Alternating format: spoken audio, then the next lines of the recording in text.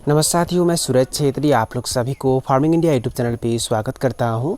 साथियों, ये वीडियो आप लोगों के लिए बहुत ही खास होने वाला है क्योंकि इस वीडियो में आप लोगों को बताऊंगा कि किन गलतियों के कारण मुर्गियों के चूजे मर जाते हैं और किन गलतियों को आप लोगों को नहीं करना है ताकि एक भी चूजे ना मरे।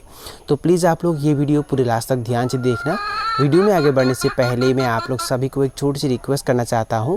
अगर आप लोग इस चैनल पर पहली बार आए हैं तो प्लीज़ चैनल को सब्सक्राइब करके उसमें जो बेल आइकन है उसे भी प्रेस कर लीजिए ताकि सबसे पहले आप लोगों को वीडियो का नोटिफिकेशन मिल जाए। बहुत सारे लोग क्या करते हैं, जब मुर्गियाँ चूजे निकालती है तो पहले दिन से ही उन चूज़ों को भात खाने के लिए देते हैं या घर का जो दाना होता है वो खाने के लिए देते हैं। साथियों, अगर आप लोग पहले दिन से ही चूज़ों को घर का दाना या भात खाने के लिए देते हैं तो उसके वजह से चूज़ों को ठंड लगता है। हाँ साथियों, अगर आप लोग चूज़ों को पहले दिन से ही भात खाने के लिए देते हैं तो चूज़ों को ठंड लगता है और ठंड के वजह से चूज़े मर जाते हैं। और अगर आप लोग चूज़ों को घर का बनाया हुआ दाना या भात पहले दिन से ही खाने के लिए देते हैं तो उसके वजह से चूज़ों को डाइजेशन का भी समस्या होता है, यानी कि पाचन का भी समस्या होता है, जिसके वजह से चूजे धीरे धीरे दाना पानी खाना कम कर देते हैं, पंख नीचे कर देते हैं और उनके मल द्वार में मल लगा रहता है और कमज़ोर होकर वो मर जाते हैं।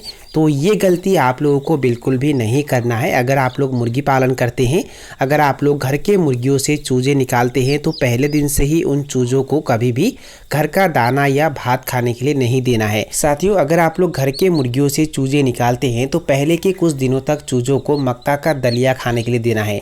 मतलब मक्का को बारीक पीसना है और वो चूज़ों को खाने के लिए देना है। या अगर आप लोग मक्का नहीं खरीद पाते हैं या अगर आप लोगों के पास मक्का नहीं होता है तो इस अवस्था में आप लोग प्री स्टार्टर फीड भी खरीद सकते हैं।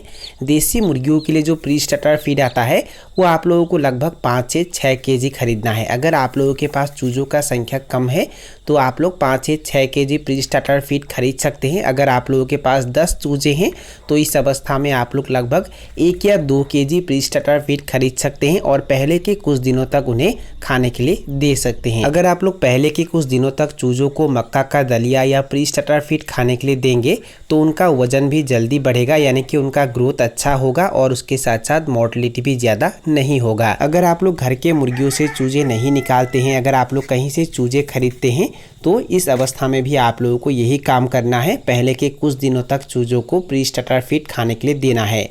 साथियों, अगर आप लोग मुर्गी पालन करते हैं और अगर आप लोग घर के मुर्गियों से चूजे निकालते हैं तो 2 नंबर गलती आप लोगों को ये नहीं करना है कि जब मुर्गियाँ चूजे निकालती है तो चूजे निकालने के साथ साथ उन चूज़ों को मुर्गियों के साथ बाहर नहीं छोड़ना है।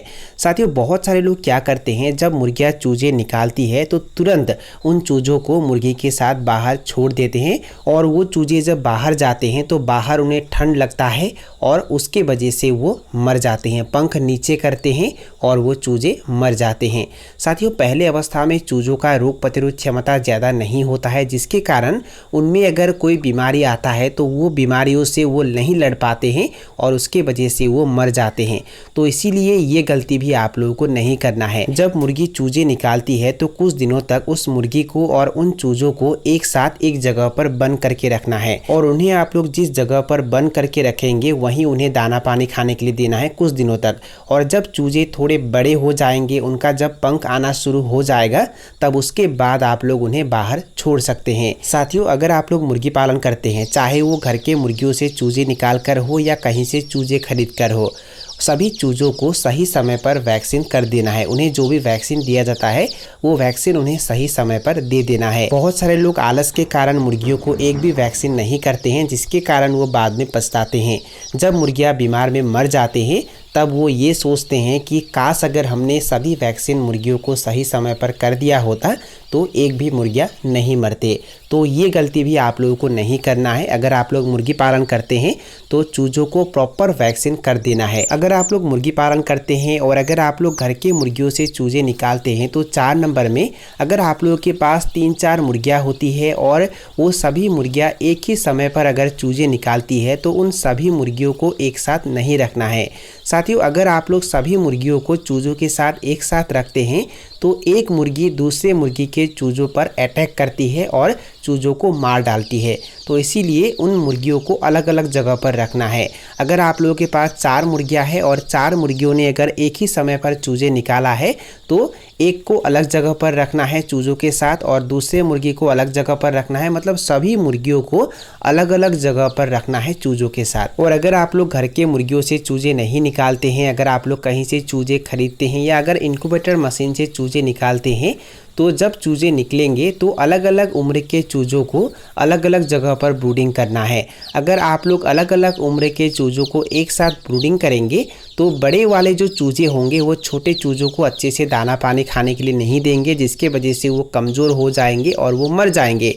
और बहुत बार क्या होता है, बड़े साइज़ के चूज़े छोटे साइज़ के चूज़ों को अटैक करते हैं और वो मार डालते हैं।